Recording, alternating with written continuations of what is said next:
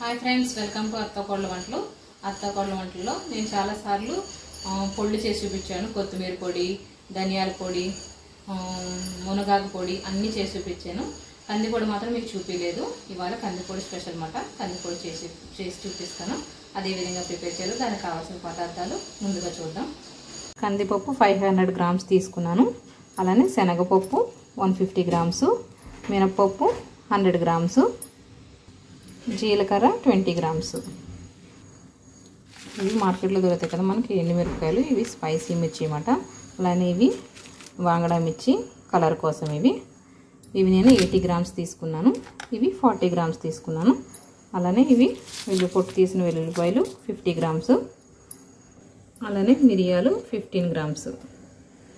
అలానే కరివేపాకు 2 రబ్బలు, amchur 50 grams, salt తగినంత, హింగ్ 5 గ్రామ్స్. అలానే ఆయిల్ 2 టేబుల్ స్పూన్. ఇప్పుడు తయారు చేసుకునే విధానం చూద్దాం. ముందుగా ఒక కడాయి పెట్టుకొని ముందుగా తీసి పెట్టుకున్న ఈ పోపు దినుసులన్నీ వేసుకుందాం. నూనె లేకుండా డ్రై రోస్ట్ చేసుకోవాలి.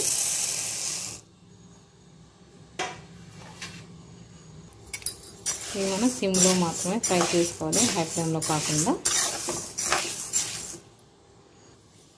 చూడండి, కొంచెం ఇలా కలర్ వచ్చినాక ఇప్పుడు మిరియాలు వేసుకుందాం.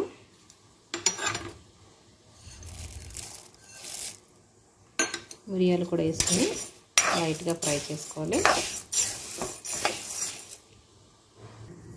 చూడండి, పప్పులు మనకి ఈ కలర్లో ఫ్రై అవ్వాలి. ఇలా ఫ్రై అయినాక ఇప్పుడు జీలకర్ర వేసుకుందాం.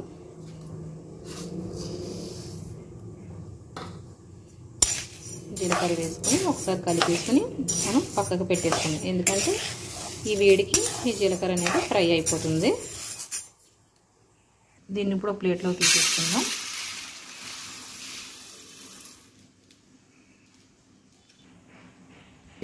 మళ్ళీ స్టవ్ ఆన్ చేసుకొని కడాయి పెట్టుకొని ఎండుమిరపకాయలు ఫ్రై చేసుకుందాం. ఈ 2 రకాల ఎండుమిరపకాయలు ఒకసారి వేసి నేను ఫ్రై చేసేస్తున్నాను. అలానే కరివేపాకు కూడా. ఎండుమిరపకాయ అనేది మాడకుండా సిమ్లో పెట్టి మనం ఫ్రై చేసుకోవాలి. చూడండి, ఫ్రై అయిపోయి ఇప్పుడు వెల్లుల్లిపాయ వేసేసుకుందాం. వెల్లుల్లిపాయ కూడా వేసేసుకొని ఒకసారి తెచ్చేసి స్టవ్ బంద్ చేసేద్దాం. చూడండి, దీన్ని కూడా చక్కగా ప్లేట్లో తీసేసుకుందాం. ఈ చల్లారిన తర్వాత మిక్సీ పట్టుకుందాం.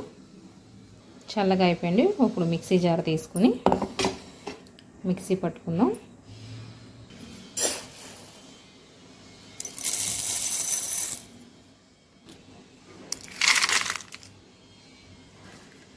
ఇప్పుడు మూత పెట్టేసుకొని మిక్సీ పట్టేసుకుందాం. చూడండి, ఇలాగా పొడిగా కొట్టేసుకోవాలి. మిగతాది కూడా అంతా మిక్సీ పట్టేసుకుందాం.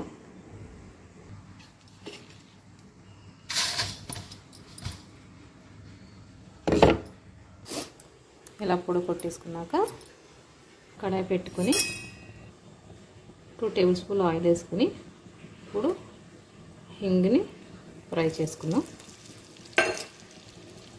ఇలా ఫ్రై అయిన తర్వాత ఇప్పుడు మనం ఆ పొడిలో కలిపేసుకుందాం. అలానే ఆమ్చూరు, అలానే సాల్ట్ కూడా వేసి దీన్ని మొత్తం మిక్స్ చేసేసుకుందాం.